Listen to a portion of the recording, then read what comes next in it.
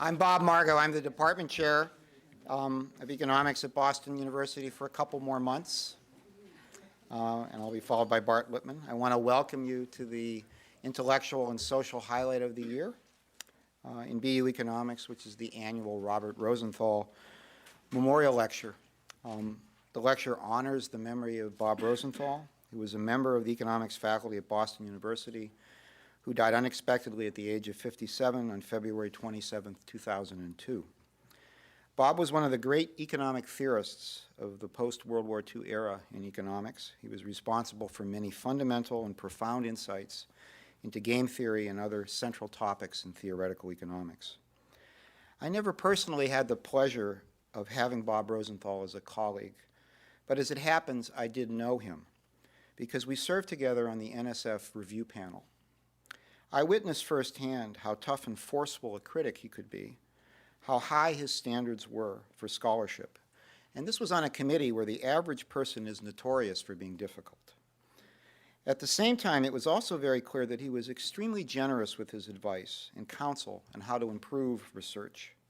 His criticism was never personal, nor was it the form of blood sport that economists love, but it rather served to elevate the work under scrutiny, because he was committed to economics as a scholarly endeavor and as a practical tool for understanding the world. The department is extremely grateful to his family and to his friends for endowing this lectureship. My other task today is just to introduce the faculty member who will introduce our speaker today. The introduction will be given by Claudia Olivetti. She received her undergraduate degree in economics and statistics from the University of Rome and her master's and PhD from Penn. She's a faculty research fellow of the NBER, the associate editor of Macroeconomic Dynamics and Labor Economics, and she's widely recognized for her path-breaking work on the economics of gender, both present and past, and as an economic historian, I'm really happy to say past as well, including very well-known papers in the Quarterly Journal of Economics, happens to be co-authored with today's speaker, the Review of Economic Dynamics, and the Journal of Labor Economics. Please welcome Professor Olivetti.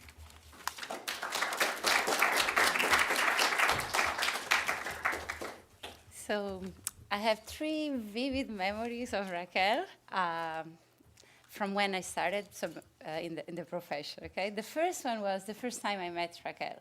So I was a graduate student in the economics department at Penn, meaning very few female faculty, but anyway. So Raquel came to give a talk in the macro seminar series, meaning a very tough audience with some among the most obnoxious people that I've ever seen in a seminar room. Now Raquel comes and she's sharp, up to the point, addresses all of these questions.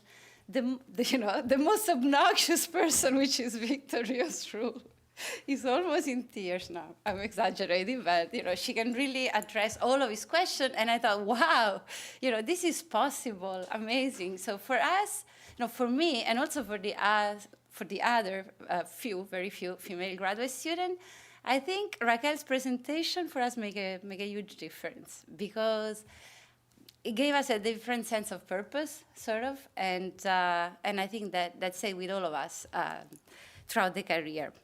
The second memory is about prepping for our joint talk at the MBR in Raquel's seminar room. So I was terrified of this talk because this was my very first talk at the MBR, and I thought I had prepared well, And so we go to Raquel's room, and I start practicing.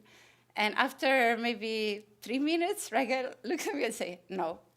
It turns out that the well-prepared talk wasn't that well-prepared after all, but she was really patient, And so we spent the entire afternoon sort of fixing it. And I think now every time I prepare a talk, I sort of think about, I have in mind that afternoon. And though the afternoon was tough, very tough, the memories are very good, actually, and I think helpful, hopefully. The third memory is sort of bittersweet and is related to the Taste lecture. And it's about the two of us sitting at Bob Rosenthal's funeral, sort of sharing, mourning for an incredible colleague and person. And I must say that Raquel tries to hide it, but there I found out that she's indeed a wonderful person to not only agree to not only a great professional example, but also a wonderful person. So more seriously, these 3 episodes are to some extent a good example of the role that Raquel has played for me. She's been sort of a source of inspiration and a very tough guide, but an illuminating guide, and also a friend. So I'm very pleased to introduce Raquel Fernandez as this year's presenter in the Robert Rosenthal Memorial Lecture. Okay, so Raquel is a professor of economics at New York University, and she completed her undergraduate study at Princeton, and then she proceeded to get her PhD in economics from Columbia University. Her first job as a rookie was to join the economics department here at BU. So the department notoriously has great taste in hiring women, and she successfully started her career here at BU. And then, she decided to make her home sort of at New York University, where she has been since she left BU, except for a short break at the London School of Economics. Raquel has made contributions in many areas of economics, spanning from economics of education, international economic growth, the study of inequality, certainly gender economics, if we want to define such a thing. And I think what is impressive is the breadth of her research and the rigor that she brings every time she tries to address a question, even in this very disparate field. What I particularly like is that she's not sort of married to any particular set of tools. Rather, in her, she's sort of driven by big questions and chooses tools accordingly. So whatever tools is necessary to best address the question at hand. And I really appreciate that. I'll briefly talk about 2 strands of her work that really both have the characteristics I've just described. The first is her really pioneering work on the link between sorting, education, and income inequality. So, Raquel has shown in a series of very successful papers how the sorting of individuals, whether it is in sort of residential areas, and therefore, if there is a local public school financing system, into different qualities of education, as well as into marriage, for example, can have very important consequences, I don't have another word right now, in terms of economic inequality and also intergenerational mobility, okay?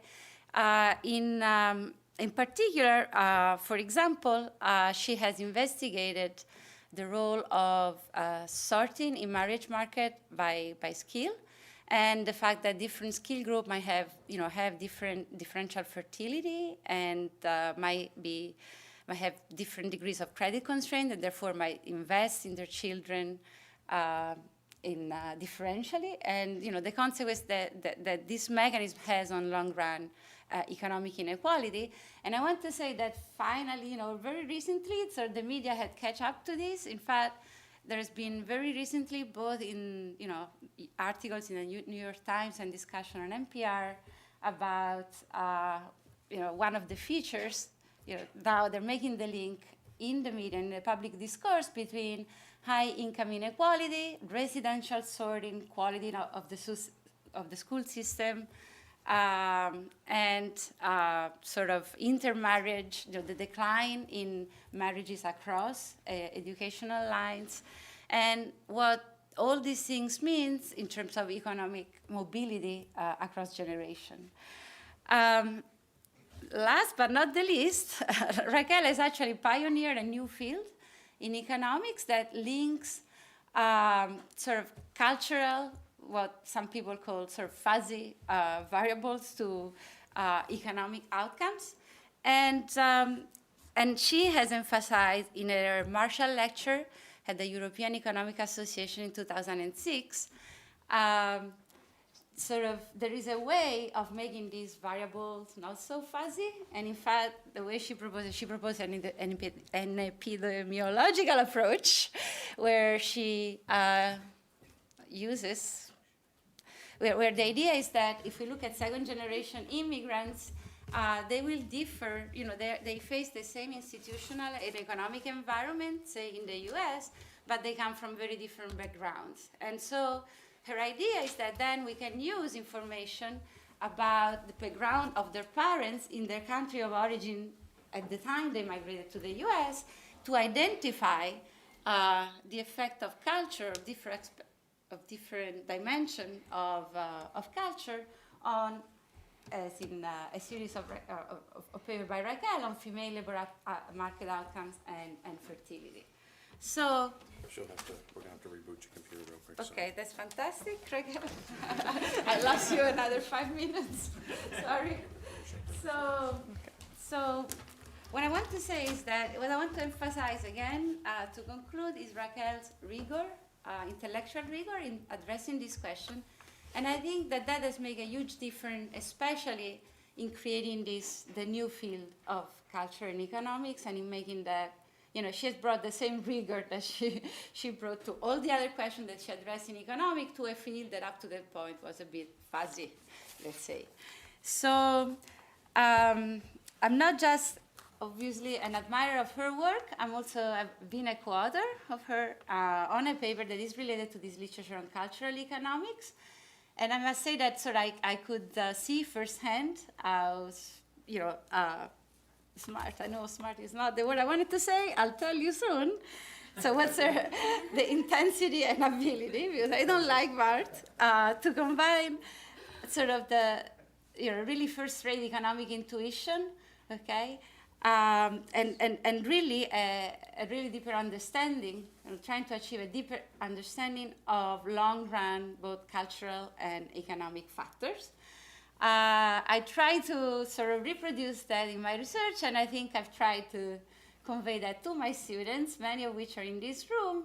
And you know that many times when you come to me with a research question, first thing I say, yeah, you should see this paper by Raquel, the way she models this and that. So I'm very delighted to have her today here so that you can learn directly from her. So that's it.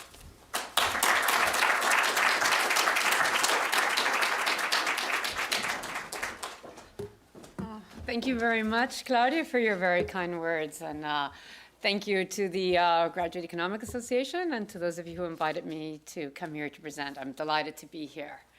I guess I wanted to start out by just having a few words about Bob Rosenthal, to whose memory this lecture is dedicated. And as Claudia was mentioning, I joined BU straight out of graduate school. And I was hired at the same time as Bob and Andy Weiss, and I can't see anything, so I don't know if Andy is here right now. There was 9 of us who started that year: Albert Ma, Jacob Glazer, Rosenthal, Weiss, Brad DeLong. I don't remember if Kevin started that year or not, and then Shamli, but there was 9 of us. I remember that it was 9, and it was all brought in by our fearless leader, soon-to-be President Kolikoff. And it was really the right way to start being an assistant professor, and I can only hope that all of you have as fortunate an experience as I did. I would single out Bob, not just because this is his lecture, but because I believe he deserves to be singled out as really an incredible presence for an assistant professor. I mean, everyone's different, but I've always been very rude and frank and all sorts of adjectives that people don't want to say in polite society. And, Bob was a bit like that too. So we were kind of well suited to one another, and we had offices close to one another. And Kolikoff, who is never going to be president because he's actually pretty frank himself in his own way. And there was Michael down the hall and Andy, who was incredibly charming. But we could all kind of argue, and we argued very vociferously.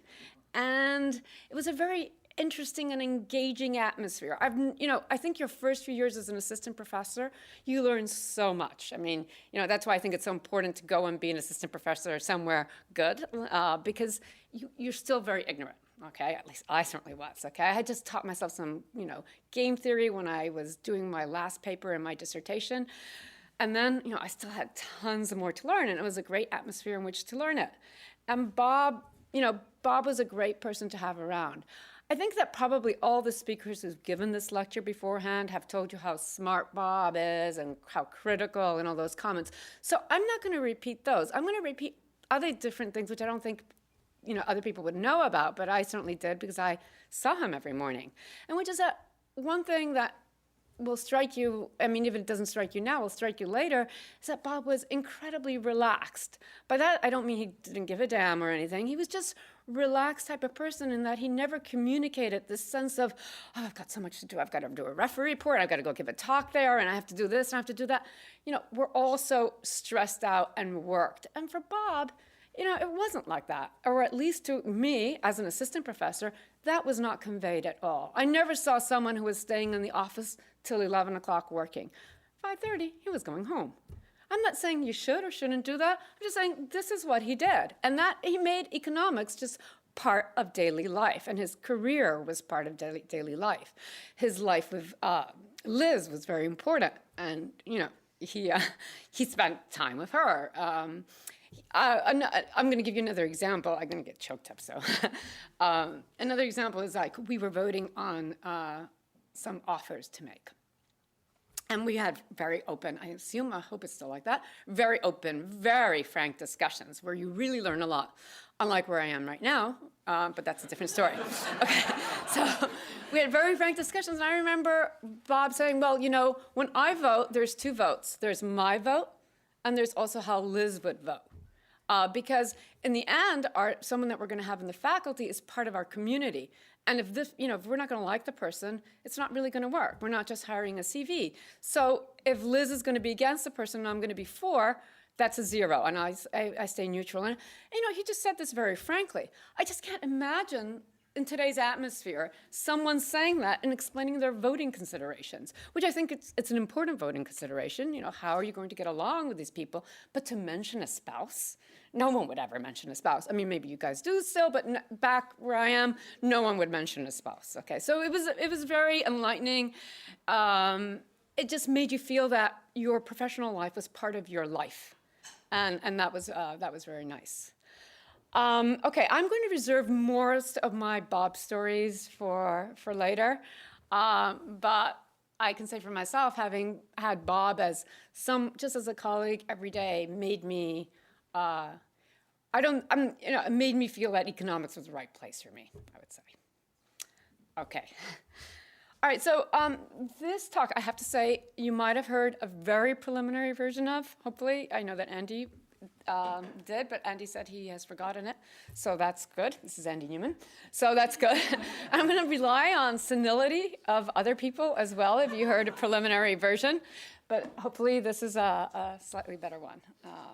How much time do I have, more or less? Like an hour and 15? Okay. We have a question and answer. Okay, perfect. Okay. So I want to start with giving you a bit of motivation to the question I'm asking here, and that's really the issue of why it is that we see that women's rights, whether it's economic or political, tend to be associated with a process that we think of as development, decreases in fertility, increases in per capita income, or wealth. Okay, why is it that this correlation seems to exist in the data? And the way that I want to focus on this issue is to look at a particular type of rights, which are the property rights of married women. I think we all know what property rights are, but let me just review them. Legal rights to acquire, own, sell, and transfer property, collect and keep rents, keep one's wages, make contracts, bring lawsuits, and if seeking divorce, keep some of the marital assets and keep some sort of guardianship over one's children. These are rights that, by and large, married women did not exercise in full, neither in the United States nor in continental Europe. So I'm going to be looking at this from a historical prism, and in particular from the prism of the US and European. So both under Roman civil law, which reigned basically in continental Europe, or under English common law, which reigned in most of the US states and also obviously in England, women who married would lose, if not ownership, then control over their physical property. And upon divorce, the kids went to the father. So the question that I want to ask is, what made this change? Okay? And the answer that I want to give has to do with the dual nature of male interests. That is, on the one hand, men gained from a patriarchal system in which married women lost their property rights because that meant they got the control of that property, and they got to keep the rents from that. But as fathers, men were hurt by a system that would favor their son-in-laws at the expense of their daughters. And the main hypothesis that I want to develop here is that what development did is to exacerbate the tension between these competing interests of men as fathers versus men as husbands. Okay. The mechanism in a nutshell that I'm going to be giving, and I don't expect you to get it right away from here, but I'll make it rigorous in a few minutes, is that if you were to consider a process of decreasing fertility or increasing wealth, both of those processes are going to lead to there being, at the household level, more wealth per capita. And with this greater wealth per capita, fathers attempt to smooth utility between themselves and their children by investing more in them, be it in the forms of education or in the forms of physical bequests of property. When they do this, however, this process primarily benefits their sons and not so much their daughters, because most of the rents from this process are going to be captured by their daughters' husbands, so by their son-in-laws. If you think that parents or fathers care about some sort of weighted average over their utility of their kids, what I'm going to show is that there is going to exist a critical level of fertility or of wealth at which the large disparity that exists between sons and daughters is going to lead men to actually prefer a system in which they have to give up their benefits vis-a-vis their wives so that their son-in-laws are forced to give up their benefits vis-a-vis their daughters. Okay? So what I do in this paper, and so I'm going to skim over some parts of it given the time constraints, because it really is a full hour-and-a-half paper, is that I develop first an OLG AK growth model with marriage, in which parents care about their own utility from consumption and the average welfare of their kids. And I contrast how men do under the two systems, the patriarchal system and a system in which women have say the allocation that goes to women gets equal weight in the household. And I characterize the conditions under which men would actually prefer the equal rights system to the patriarchal system.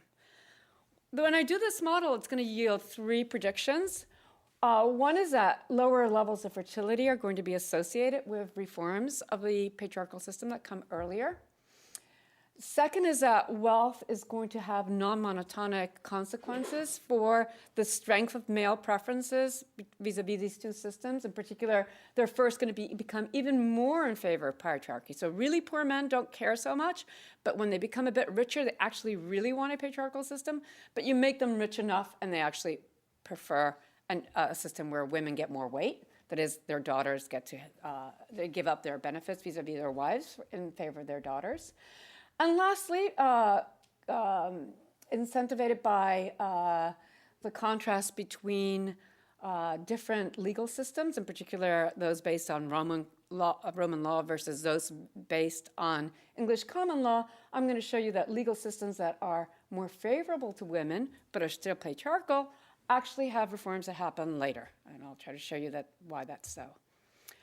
Then I go to empirical work to look at some of these implications. And to do that, I use variation in the timing of reform in the United States, in particular between 1850 and 1920, to look at the validity of these correlations that my model would imply. And I do find a robust negative correlation between fertility form and reform. I find the predicted negative correlation between legal systems that give women more rights or higher levels of utility and the timing of reform. I do not find a correlation between per capita income and wealth and the timing of reform, and at least I'll have a hypothesis as to why that might be. This paper fits into a large literature that asks why it is that people who have power cede the rights to others, okay? There's the political economy literature that has looked at various aspects of this, abolition of slavery, suffrage extensions, universal education, child labor laws, and don't have time to go into those right now. But it's basically very different mechanisms, but mechanisms where, for one reason or another, giving up control is better than keeping the control at that moment. And not because you're scared of a revolution, but because it actually makes you better off. I actually would like to tell you very briefly about two papers that precede me in this literature that have to do with women's economic and political rights. And one is a primarily empirical paper by Geddes and Lueck in the AER in 2002. They make an argument that it's the same argument that's been made for slavery, which is that it's basically inefficient to have slaves after a while because you can't monitor them perfectly, and so they don't exert the right amount of effort. But if you make them work for you for a wage, and they keep some part of the proceeds, then they have the right incentives. And that type of argument is made for why women got more property rights by Geddes and Lueck. And they say that this inefficiency from not giving women property rights is an increasing in capital. They show that that's true in the data, and they find this positive correlation between wealth and timing. Their data is actually exactly the same data. I get the variable that looks at when women get rights from them. I'm going to show that this correlation that they find is not robust to the introduction of a key variable, and also one might want to ask just even ex ante, well, what were these women shirking from? I mean, were they shaking and making the meatloaf at home? It's hard to really think about what they were doing. Were they shirking in the labor market? Well, in the labor market, they weren't in the labor market. So in 1880, which is already halfway through this process, 2% of white married women work. So it's really hard to believe that this is the driving consideration. There's also a nice paper by Dopke and Turtle in the QJE in 2009, and they have a random matching model in marriage. So whenever you have random matching and you have a public good, say like your children, you're always going to underinvest in that public good. And the reason that you underinvest in that public good is that when you think about how much, say, education you want to give your child, you think about your own utility, you think about your child's welfare, but you don't think about the welfare of your child's spouse, and you don't think about the welfare of your child's spouse's parents, okay, who are all getting utility from this. So this is basically robustly going to lead to underinvestment. So in a random matching model, you get underinvestment in public education, in children's education. And if you think that women care more about children, if you were to allow women to have more control over the decision problem, this might be a way to remedy this underinvestment problem, at least ameliorate that problem. So this is their argument. I think it's a nice argument, but one might want to ask, well, wouldn't it be nicer or simply easier to introduce a system of mandatory education? And precisely around this time in the United States, there is a system of mandatory education going on. Sometimes it's a little bit later, but around this time period. And you would think that that might be a better way to do these things. The authors are aware of this argument, and so they argue that if you had a more sophisticated view of human capital formation, you might think that it's not just formal education that matters, but it's also parental education that goes into the formation of human capital. And if you think of both of these as complements, then the same argument goes through. And so I'm going to show you an empirical work that there's not that much for support for that argument by showing you what happens when we introduce the year of compulsory education in these types of regressions. Okay, I'm not going to be showing you any direct evidence on fathers caring about girls, although it's hard to imagine when we introspect that they don't care about their daughters. But still, it's nice to know that there exists evidence that speaks directly to the question of fathers caring about their daughters and that affecting their political preferences. We might have to worry about the fact that Kolikoff, you do not have daughters. Okay, so what Ebonyo Washington shows in a very nice paper in the QJE in 2008 is that if you look at the U.S. congressional voting records, conditioning on the total number of kids that a congressperson has they're more likely to vote liberally on women's issue the greater is the proportion of their kids that are female. So that's a very nice result. And there is a similar result that's less strong in terms that it's not actual voting, but it's stated preferences in the survey. Oswald and Potterby used the British Household Panel survey data, and they examined preferences towards political parties in the UK. And again, conditioning on a total family size, they find that parents with more girls are more likely to state that they're in favor of voting for Labour, for the Labour Party. So, okay. So I'm going to get a little bit more background, and then I'll go right into it. I'm going to be doing short shrift, I'm afraid, on the history, but this is as good as one can do in this time. The background is the following. In the majority of the U.S. states, base their marital laws on English common law, which basically stated, very romantically, that once you are joined in marriage, you become one. But the one that you become is, of course, your husband. And that's very important because it means that you can understand now why you would not want a woman to enter into contracts, because if she enters into a contract without her express approval of her husband, she's entering her husband into a contract because they are one legally, okay? So she performs everything under her husband's protection. She's called a femme covert. And under 19th century common law, a woman was bound by these rules of coverture, not only for the English common laws, but also for Roman-based laws in continental Europe as well. As I said, under coverture, a husband controlled his wife's property and earnings. Married women were not permitted to enter into contracts without consent, and children were allocated to their fathers in the very rare cases of divorce. Okay. So now I'm going to go over the model, and I'll try to do justice to giving you an idea of what the model says without waving my hands too much, and at the same time also be able to talk a bit about the empirical work. Most of the action in the model takes place in married households, so I'm going to start there rather than at the beginning, which is how do you get married, and then I'll work backwards. So a married household is very traditional here. It's a husband, H, a wife, W, with their 2 N kids, and everything is nice and symmetric. There's N boys and N girls. Everybody shares the same utility function. Everybody has log preferences over their own consumption, and they discount at the rate beta the average utility of their kids. So that prime symbol over there is simply the utility of your representative boy. And this is the utility of your representative girl.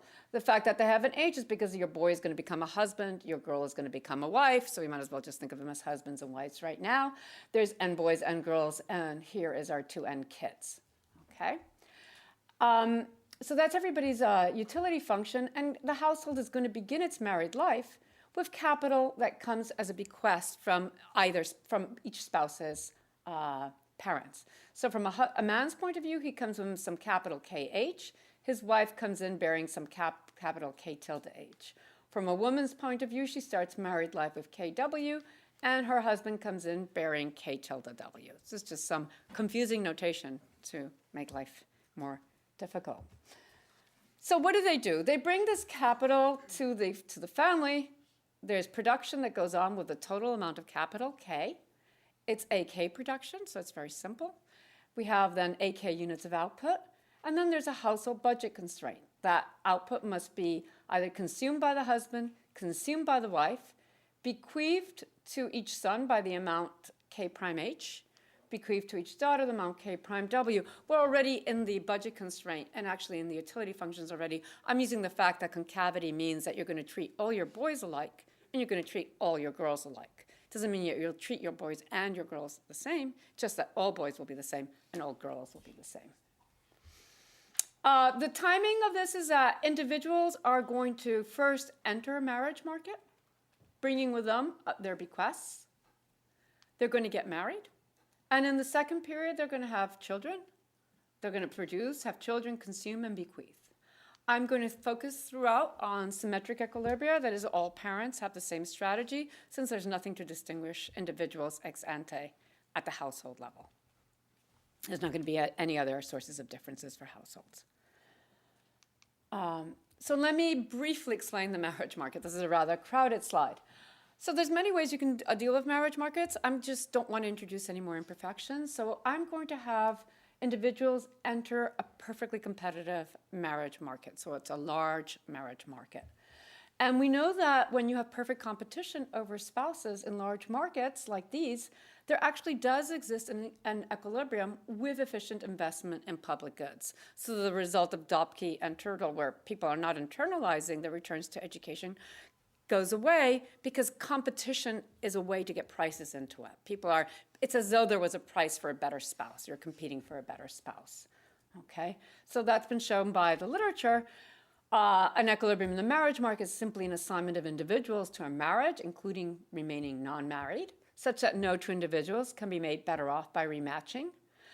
I'm going to assume throughout that you cannot write a contract that specifies consumption levels for spouses. So when you get married, all you do is you bring that capital into the marriage, but your parent or your mother or your dad cannot write a contract that says, oh, this is how you have to treat my daughter. If you could, that would be a very different world.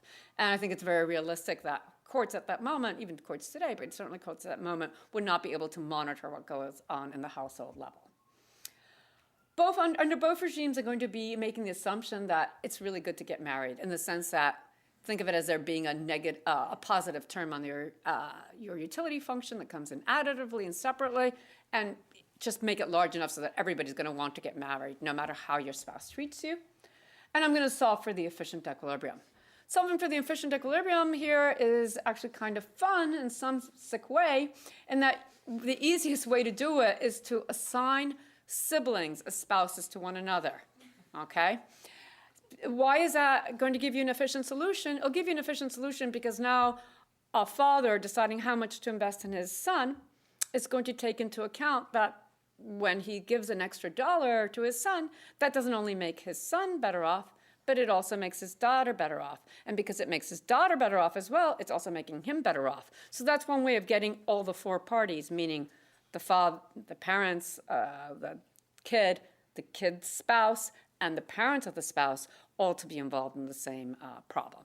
Okay. Again, it's just a way to figure out what the efficient equilibrium is, and then we just go back and let everybody marry.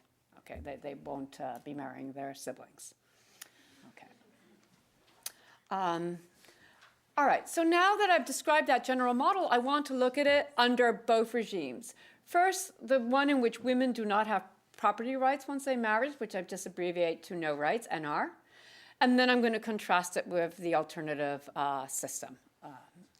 So under the patriarchal regime, what distinguishes it from the other regime is that the husband is making all the allocation decisions. So he gets to decide how this K is going to be allocated between his own consumption, his wife's consumption, and his bequests to sons and bequests to daughters.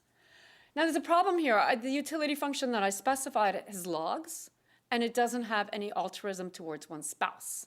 And even, hopefully, introspection would say that we care about our spouse. Okay, so you would like them to have some consumption. I'll explain later why I've made that assumption. But right now, to not get negative infinity into my equation, where the wife would have basically zero consumption, I'm going to assume that the consumption of the wife is given by some exogenously low level, C lower bar. Okay? And so now the husband is going to be maximizing his utilities subject to a household budget constraint where the wife has to get C lower bar. And therefore, that means that we can set up value functions that have to satisfy the following recursive relationships, which is that the allocations have to maximize log of consumption for the husband and the continuation value. And the wife's value function is log of C lower bar, and the same continuation value as for the husband. We're already in the value functions. I've put the assumption that when you decide K prime H, that affects not only your boy, here he is, but it also affects your girl, because it's as though he's marrying your boy, okay? So this is, again, just to get what the efficient allocation is going to be. And I should be clear in what I mean by efficiency. Efficiency is constrained efficiency, that it's efficient within this regime, and a regime which married women do not have property rights. So, so this is where macroeconomists would have fun, because there's few value functions that we know how to solve. Turns out, actually, with some judicious guessing, you can guess the right type of value function. It's log linear, not in capital, which is what we're mostly used to for those of us who do macro, but it's in some linear function of capital where the parameters of the economy, of course, are playing a role. Can I ask a clarifying question? Yes. Just go back to slide 4. This thing about marrying your brother, is that because somehow there's this market that you're going to be marrying? Oh, yeah. I'm trying to understand why you're going to be marrying your brother. You won't marry your brother. This is just. But why it helps kind of technically to think about it this is somehow you're going to, the market leads to that outcome? No, it's that there is an equilibrium in the market such that that is the outcome. And the equilibrium would have the following flavor. If you do not bring, suppose 10 units is the efficient amount for boys to be bringing in, okay? If a boy does not bring in 10 units of capital to the market, then the trigger strategy says, do not ever marry a man who brings in less than 10 units.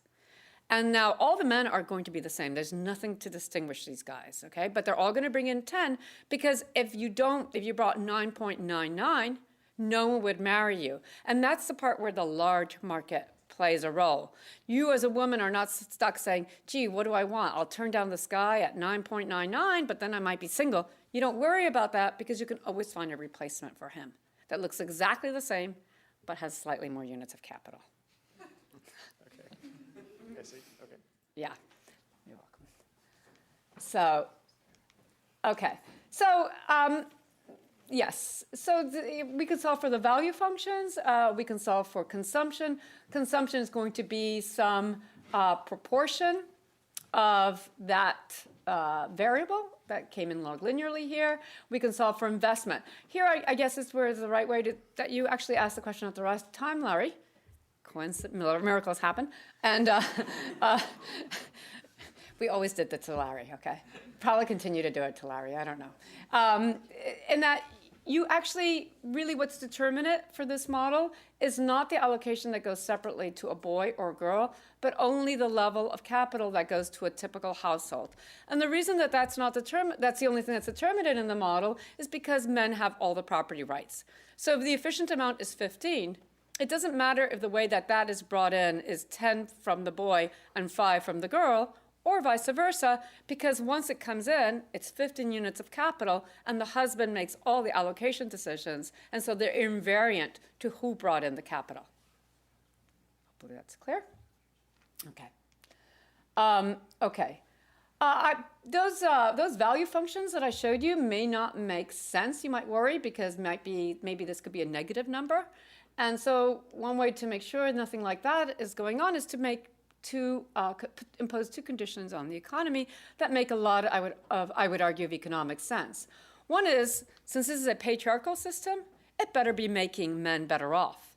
So otherwise, why did men want it? So we want to make sure, since they both have the same continuation value, men and women, the only thing that distinguishes them is their value of consumption. So we want to make sure that a man's level of consumption when women don't have property rights is at least as large as that of the wife. And that's really just an initial condition, if we take this to time 0, on the initial capital stock. So it says that the initial capital stock must be sufficiently large. The second thing is this condition will continue to be true. On the left-hand side, you only have capital if capital continues to grow over time. So let's make sure that capital continues to grow over time so that patriarchy is still good for men. Okay, so then that's to say the economy needs to be growing. What you invest in your kids in general has to be larger than what you started out with yourself. And again, that's just a condition on how productive this economy has to be relative to, say, the number of kids that you have. Okay, so we impose both of those conditions, and then the value functions are always going to be well defined. Now let me contrast this quickly with an equal rights regime. Under equal rights regime, all of marital property is jointly owned. And here we're going to have a slight fiction, but it's all been a slight fiction, so maybe that's okay, which is that we don't want to introduce further inefficiencies. So far, we don't have any aside from a system. And now we're going to assume that what the allocation in the household does is to maximize the equally weighted utility of men and women, or husbands and wives. Okay, so once again, so the same marriage market, everything's competitive. Once again, we solve this allocation problem. And for those of you who do macro, this should be now a familiar problem. This is one of the few things we know how to solve in dynamic problems in macro that we know how to solve analytically. It's just a standard AK growth model with log preferences. There's two things that are not standard, but they're very trivial. One is that you have 2 adults. The other thing is that you have n kids. Okay, so you get the standard results in macro, which is that you get a value function, both for men and women, it's going to be the same. It's going to be log linear in K. Consumption is some fraction of output. And investment in your typical kid is some fraction also of output. It's the remaining fraction. Now, as before, it turns out that the amount that you want to invest in kids is not differentiated by boys versus girls. Why not here? Well, before it wasn't because a man was making all the allocations. Now it's as though there was some fictitious social planner that's making all the allocations. It's someone who's equally weighting husbands and wives' utilities and allocating capital. If that's what's being done, it doesn't matter who's bringing in the capital. The only thing that matters is that it be the efficient amount. So once again, if you have a number like 15 is the efficient amount, it doesn't matter how that's divided between boys and girls. You might also want that this economy be growing, so as to have the same thing. And if that's going to give you another relationship that depends on productivity relative to the number of kids, this condition is never going to be binding given our prior assumptions.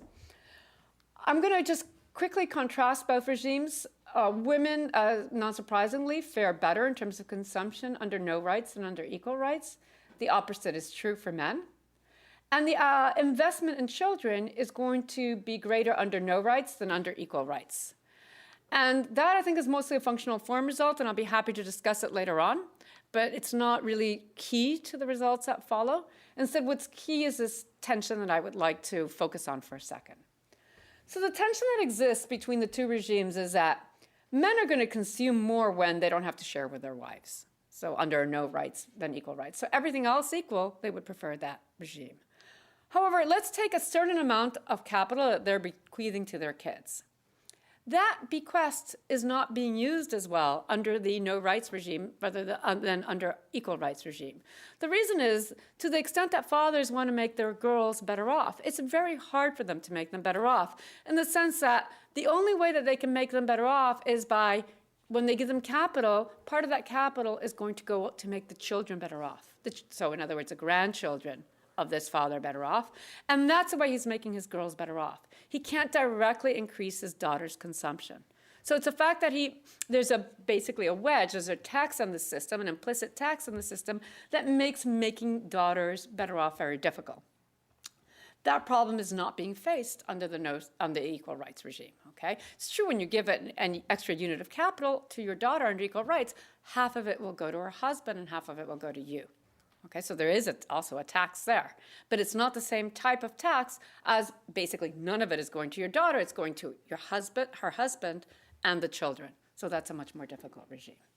So that's a tension. One is better in terms of the utility that's derived from investment. The other one is better in terms of the utility that's derived from own consumption. So here is just a picture just outlining that. And the x-axis here, think of this as the capital that a household has, okay, different levels. And what's happening is that over time, or over K, as the wealthier a household is, the greater is the difference in the value function of a husband and the value function of a wife. They're both being made better off as capital increases because both of them have the same continuation value. They both care about their kids. They're going to be investing more under their kids, under no rights, under both regimes. But the gap between their consumption levels is growing, and that's what's responsible for that. So now I'll quickly go through 3 comparative static results, and let me just do it directly with a picture. So the first, yes. Yes. The wife gets C bar. Doesn't the daughter get C bar? Yes. So why does the father care about, giving extra money to the daughter, because the husband's just going to suck it all away?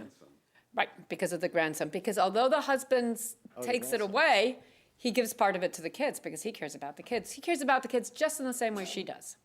Oh, so it's through the caring of the daughter for the grandchildren that he gets. For the caring of the daughter for her own children. Yeah, that's what I meant, yeah. That the grandfather I got it. is actually interested. Very clear, okay. Okay, exactly. Here are, let me just tell you what this exercise consists of. I'll take you through 3 quick exercises, okay? This exercise is contrasting the utility of a man under the no rights regime if he thought he was going to be under a no rights regime forever, relative to the utility of a man if he was an equal rights regime and he thought he was going to be under an equal rights regime forever. So I'm taking the difference between the two. So whenever they're positive, you would prefer to be under no rights forever. Whenever they're negative, you would prefer to be under equal rights forever. Now that's an extreme switch, and here's where I really miss Bob. I miss Bob in many ways, but this is one of the ways in which I miss Bob. And I'm sure he would have helped me figure this out in a more game theoretically elegant fashion. But here I'm giving them a very stark choice. I'm looking at their preferences and saying, suppose you had to always live under one of these regimes, which one would you choose? Okay, so that's what I'm graphing, that difference here.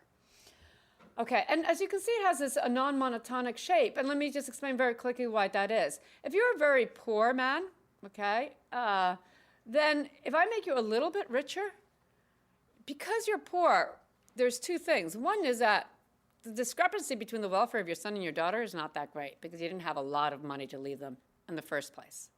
So you're not very worried about that inefficiency. Second of all, you really care about your consumption. Your marginal utility of consumption is high. You get to keep that extra unit of capital, say, completely to yourself and decide how to spend it when you're under the no rights regime, but you basically have to share it with your wife on your equal rights regime. So in one case, you're getting half the consumption, say, than the other case. Let's put it that way.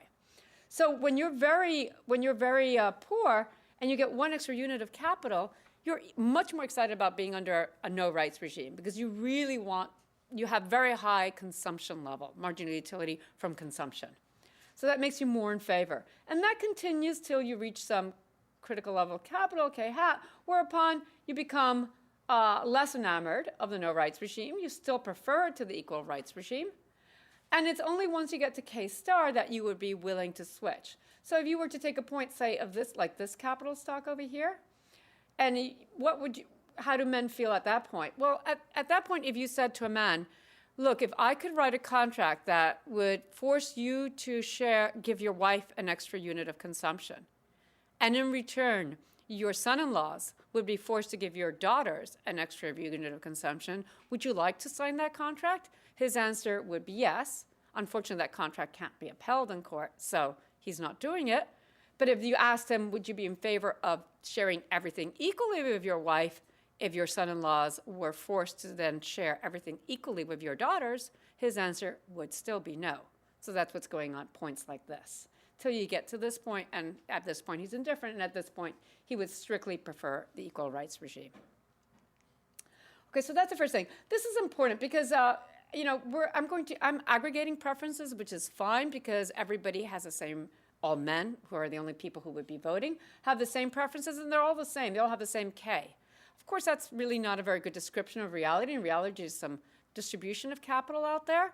And as you can see, this is not going to be well behaved in the sense that it really is going to matter what the political economy method of allocating preferences is, because men who are poor are going to be quite in favor. Men who are poor are going to not care so much about which regime they're in. Men who are kind of in the middle are going to be the ones who most favor a patriarchal regime. And men who are wealthy are going to be the ones who are most in favor of an equal rights regime. That says not only do you have to get the whole model right, you've got to get the political economy model right. So this is all a long-winded excuse for saying, don't expect this relationship to show up in the data. Okay, so it doesn't show up in the data. All right, so if I had shown up, I would never be moaning and groaning about this. Okay. So, but I do think that there is something to it. There's a heterogeneity out there, which, by the way, empirically we can't capture because we have no way to capture, no measures of inequality at the state levels for 1850s, 60s, 70s, et cetera. So it's really hard to get at this idea. Okay, let me next show you 2 other pictures. One is preferences with respect to fertility. We're going to be talking about U.S. states. You saw fertility was exogenous.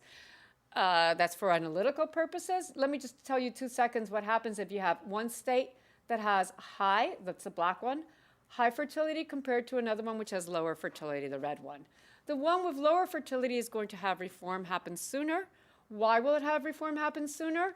Well, basically, when you have lower fertility, you are richer on a per capita income, per household capital income basis. It means that you can make your kids a higher bequest. You can give your kids a higher bequest. That means that the point in which the inequality between your sons and your daughters is bothersome to the point that you want to switch regimes, it's going to happen at a lower level of capital stock. So it will happen sooner. Not only will it happen at a lower level of capital stock for states that have lower fertility levels on average, but it's also going to happen quicker in the sense that capital will be accumulated more quickly in states that have lower fertility for the usual macro reasons than in states with higher fertility. You have more to bequeath. Okay. Okay.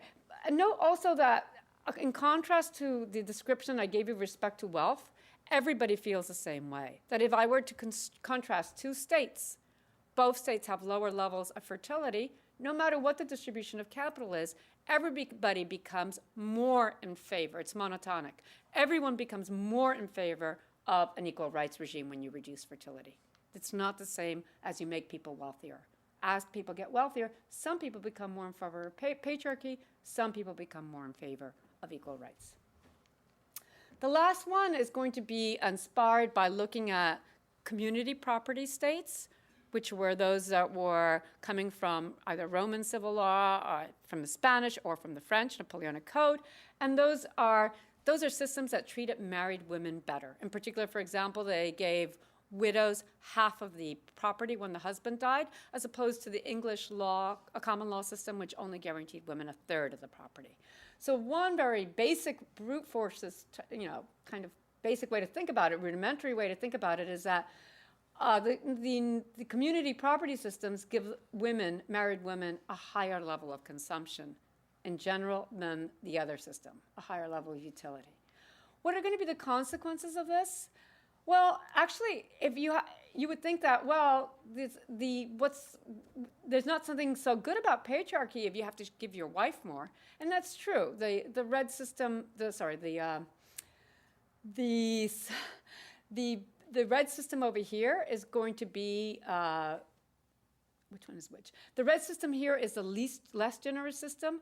The black system is a more generous system towards married women. So it's true that they're not gaining so much from patriarchy. Nonetheless, they are the ones that's more generous have reform happen later. And the reason that they have reform happen later is because, after all, their daughters aren't being treated so badly. So it's true that as a man, you're not gaining as much from that system, but you're also not worried so much about your daughters. And in the end, those 2 forces join up to give you a postponement of reform. Okay, so the models, this is mostly of a theory talk, just to think about Bob that way, because he's really a theorist.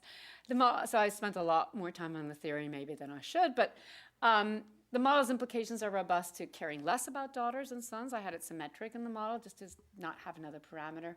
Using different models of parental altruism. You may not want to think of married women, always having C lower bar, so you can introduce a household public good in addition to a private good. And that household public good is growing for everyone, so women's consumption is growing, but there's a portion of her consumption that's not growing. It's also, if you want a husband to care about the wife's utility, which would think that, that would be illogical. If you do, the problem is you need to drop logs. Logs are very nice because you can solve them analytically. Logs also imply that if you care about your preferences as, I care about my log consumption plus, say, alpha times my spouse's log of consumption, then both my consumption and my spouse's consumption will grow at the same rate. That follows from logs. And if both my consumption and my spouse's consumption grow at the same rate, the difference between the 2 stays the same in terms of utility. So the log consumptions, the gap in log consumption is going to be constant over time. And therefore, my results would not go through. So now you can divide the world into utility functions in which that is increasing over time and utility functions in which it's decreasing over time. And logs would be the knife-edge case in which they're simply constant over time. And I needed to be increasing it over time for it to work. I have no evidence on this, by the way, on one sort or another, and I think you would have a more sophisticated model to look at the data. But in any case, there is no data for this. It'd be very hard to tell. You could endogenize fertility. If you want to do it analytically, you've got to drop physical capital and start talking about education and quantity-quality trade-offs.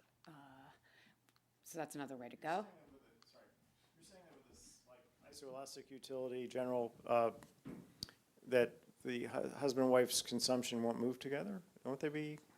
The question is, do they move at the same rate? The ratio would be fixed. I think it would be. I have to do it. I would have to do it. Okay.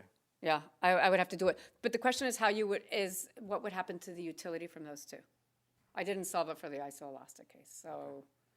Okay. But just in general, so moving away from the macro world of isoelastic utility functions, you can, just in general, write down utility functions where, you have UOC plus beta V of your wife. I mean, and go Right. ahead and solve that. And just do a two-period model, say, with that. And there's no reason why they would you can write down utility functions where they go apart. So that's easy to see in a two-period model, which is all you need in terms of the intuition for this. Okay. Yeah. So, yeah. So what matters is not actually what happens to the consumption, but to the utility over the consumption. So you can do the isoelastic case for me while I continue. And then tell me what happens to the gap in utility. And what happens to the gap. They stay constant. The ratio is constant. Yeah. Okay. Thank you. I'm still kind of a little bit more of a theorist that way, that I don't do functional forms very much in my head. Yeah. But I can see why that would be. Okay, so this I already talked about. I want to just check a little bit the time. 10 minutes? Okay. So let me give you the highlights of the empirical work only. And so I'm going to be a little bit, I won't show you as much as I normally would like to show you. So married women's property rights, I'm just going to really skip ahead. The variable comes from Geddes and Lueck. This is what the time looks like. The first state is Massachusetts in 1946. Yay, Massachusetts. The last state that we were going to be studying is 1919. I mean, there's other states, there's 4 more states that do it after 1919. So Louisiana does it in 1980. It means something very different to do this in 1980 than to do this in 1920 or 1850. So we're going to stop the analysis at the same point as Geddes and Lueck did for similar reasons, which is we're going to stop the analysis in 1920. And this is when all the reforms but 4 occur, and those 4 where it didn't occur, of course, are in the sample. So this women rights variable is a variable called both. It's a dummy variable. It takes a value of 1 when women got both control over their physical estates and also over their earnings. And it takes a value of 0 otherwise. For those who are map-oriented, here's a map. The dark is where it became, where these rights happened earlier. The lighter ones is where it happened later. I'm sorry, I'm going to be going through this very quickly. My main variable of interest is this fertility variable. As you notice in the model, what really is driving people is not fertility per se. It's your daughters that reach the age at which they could be exploited by their husbands. Okay, so it's conditional upon getting married.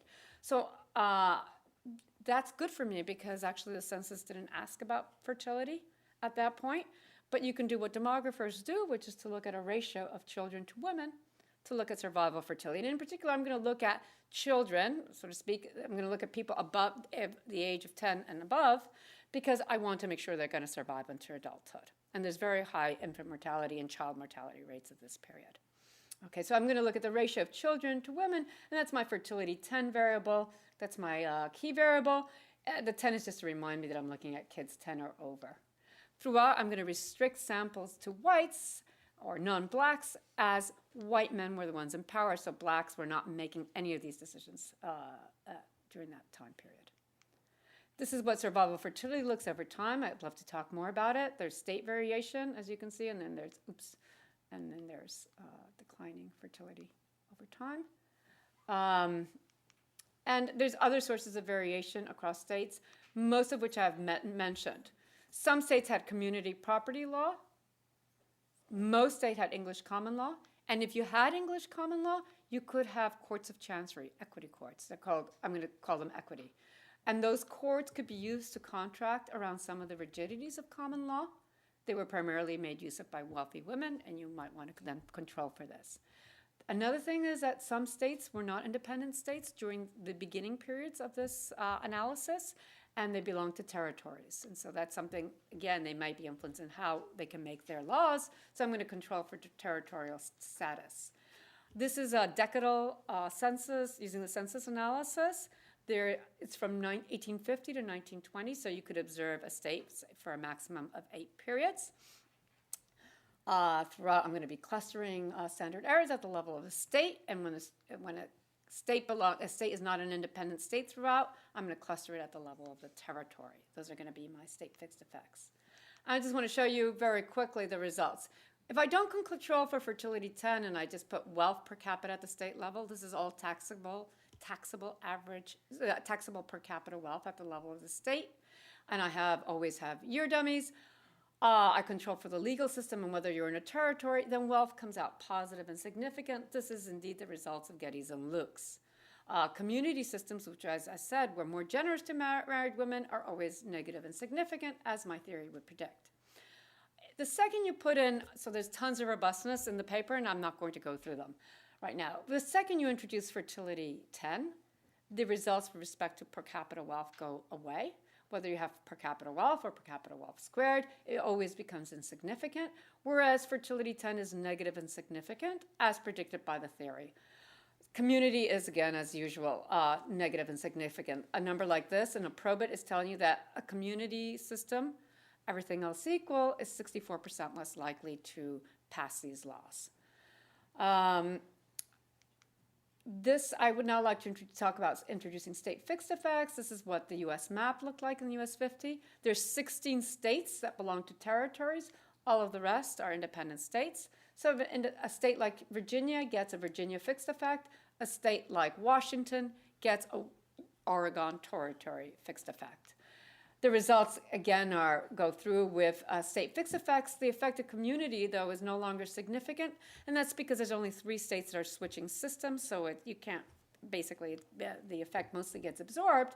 Instead of putting state effects, you can put regional dummies, and then you see, once again, the effect of community being negative and significant, as the theory predicts, as is fertility.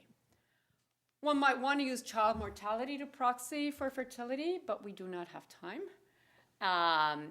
This is quasi, an IV, because I don't have a convincing source of variation for why child mortality might vary across states. I can talk about the idiosyncratic systems of different states that led to different death rates. It was a very unscientific system, especially concerning children. Children were thought to be frail, just naturally frail. But I won't do that right now. I just want to say that that works. I'm going to tell you about 2 alternative hypotheses, and then I'm going to wrap up. Is that fine? One alternative hypothesis is that the hypothesis of Dopke and Turtle, and they argued that it was schooling, or it was an underinvestment in education. And to the criticism, as I said, of mandatory education, they would counter, well, private education. You would want to do parental education, parental investment in human capital. And if you control for when states introduce a compulsory schooling system, you see no relationship between when the reform happened and compulsory schooling. Yeah, their theory would predict indeed a positive relationship, because the idea would be systems that have compulsory schooling would see even of a greater reason to do this reform, because parental education, which is not, there's not enough of it being done, and formal schooling are complements in the production of human capital. So this underinvestment would have been aggravated, and you would expect to see it happen sooner. So that's just one alternative hypothesis. Another alternative hypothesis, which of course as a woman I would have liked, is that we women stormed the barricades and we won this right. I don't think there's really any support from that, both archivally nor from the data directly. So if you've tried to look at measures of women's bargaining strength, so one measure could be the fraction of men to women, that exist at each state, in each year. You would think that when women are more scarce, they would have more bargaining power. There's no relationship, and it doesn't really affect the results. The other thing would be to where we do think that women made a difference is with respect to suffrage. Okay, so there's at least some evidence that women had more bargaining power that led to a state giving them suffrage earlier. If you look at entering the year in which women got suffrage as a measure of women's bargaining strength and its variation across states, again, there's no correlation between that and when married women got property rights at the state level.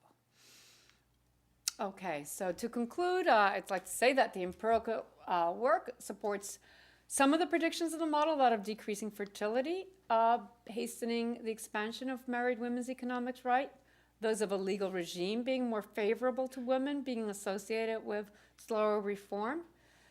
There is no robust relationship between per capita wealth and reform. And as I tried to argue, I think that if you have a heterogeneous wealth distribution, any result that you would get on timing would be very sensitive to a political economy mechanism. And I at least have no hopes of getting that right. And all the theoretical results, as I was saying, would go through a stochastic ratio of boys to girls. Furthermore, they would give you the type of predictions that you see in the Abanya-Washington data or in the Padovy-Oswald, which is that families with greater proportion of girls, ceteris paribus in this model, would be more favorable towards equal rights, less favorable to patriarchy. In the future, I think at someday, I think it'd be interesting to explore whether some sort of mechanism like this could be at work for why women got political rights. And one of the ways to explore this would, because in the US states, it's just differences, in years, it's not as large differences. But if you look across Swiss cantons, there's decades of differences. The last one was 1970, I think, when women got voting rights. So they did it very, very late in the day. And to use that type of model to explore whether that relationship exists there. Thank you very much.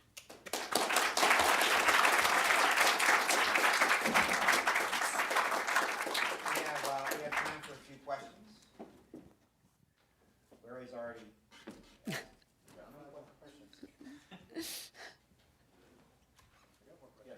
Randy. I like your results, and your discussion of public goods relates to this, but I was curious whether your model would carry forward if instead of a C underscore bar, you had C as a fraction of K. In other words, men control 40% of the wealth, and therefore women are still getting somewhat better as capital goes up, but not, how important is that the women are sort of immiserating as the K goes up, or at least held the same? All right.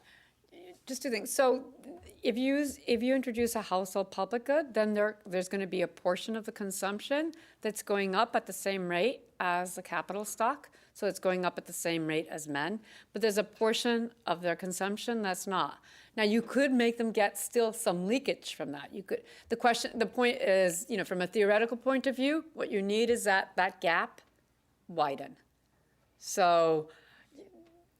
And then, of course, the way that I have it is so that it's analytically tractable. Okay, but yes, you could give them that. So it wouldn't actually work to give, a more complicated story, one that I did not explore, would be to have women come in with capital and that affects their bargaining power that they bring to the household.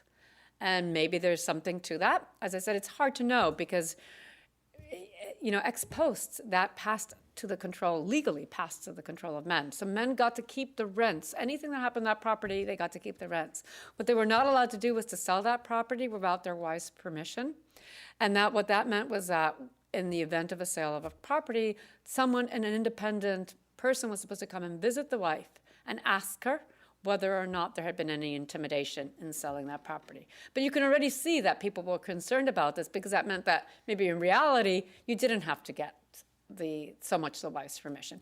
Basically, the story is that even if only some husbands were not being that generous with their wives, you might still fear that your daughter might have some probability of marrying one of these bad guys. Yeah. Any more questions? Larry.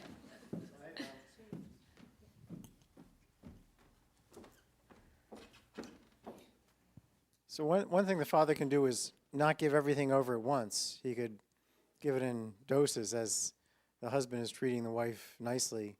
So that's one aspect of this. On the regressions, wealth must not be reported to, you've got, what period is this, the data from? 1850 to 1920. This is from the census wealth? data? This is a census special compilation that the census did in 1912 that reported the evolution of wealth at the state level, and then Geddes and Lueck did incredibly complicated corrections to it, which I don't claim to completely comprehend. So I took their wealth figures. The point is that their wealth figures are significant and robust in any regression in which you do not put in fertility. Okay. What about labor income? It could be that, if fathers have got labor income that's higher, it's just deferred wealth, if you like. Unfortunately, labor income is not reported, I don't think, of the census till maybe 1940, is it? 1940, I think. And so I would have loved to have done like controls for industry structure, for wage differentials, some sort of measure of inequality at the state level, and I didn't find any that I could use. Okay, excellent. Oh, there's more. I didn't really want to hear that, but yes. No, I just the idea of putting more data in this. And the last thing is, I'm a little puzzled because, if this, if let's say I'm your father, and you're married to Bob, and Bob. This is let's do this. This is Larry. Bob- We make excuses. Bob loves you, but you don't love him, okay? And Bob. and he's got homothetic preferences, and you got homothetic preference, and you guys, he engages in some kind of Nash transfer. You take his transfers as given. My guess is that we're going to be all altruistically linked, the three of us, and that my giving money, it'll be just like my having utility for you. Well, I've got utility for you, but you're having utility for him. I think you get this. Seems like you should get the same outcome, but you're saying you don't. But we don't have the same amount of altruism necessarily for one another. That's true. So, you would have to care about me in the same way that I would care about Bob, and Bob cares about. I think that we would have to have the same coefficients, but I'm not 100% sure that I'm understanding your question, but I think that what you're saying is true. It is true that if you had the money and your altruistic coefficient for him was different than if he had than his coefficient for you, then the outcomes might be. I could see that might be different because he's got kind of has the control at the margin, but it's pretty close to your having. If you guys had the same preferences, if you were, let me put it this way: if you loved him with a certain coefficient, and he loved. And then we go to the case where he doesn't love you, but then we go to the case where he loves you with the same coefficient as you love him, as you would have otherwise loved him. I think the outcome might be the same. I'm going to write a song about this. This is where I need Bob around. We're going to have a presidential. He would have said, "Okay, Well, Larry, what are you president- talking about?" No, Larry, I'm sure there's something there, and we will discuss it over a alcohol. presidential commission to figure this. Are there any other questions? Okay, well, we'll conclude and thank Raquel for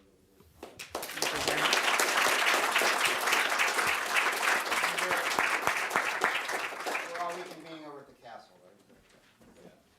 Thank you. Sorry, before you all leave, on behalf of the Graduate Economics Association, there's a few people I really need to thank. First is Raquel for coming, thank you. Norma, who has pretty much made everything possible and organized everything, so I don't think she's here, and finally, the Rosenthal family for supporting this event over the years. So give them a big round of applause.